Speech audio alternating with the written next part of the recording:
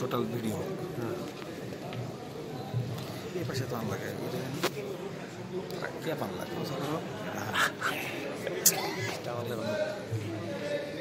এবার আহ্বান জানাচ্ছি টাঙ্গাইল জেলার পক্ষ থেকে সভাপতি কিংবা সাধারণ সম্পাদক এসছে। এবার আহ্বান জানাচ্ছি গাজীপুর জেলা শাখার সাধারণ সম্পাদক মিলনকে।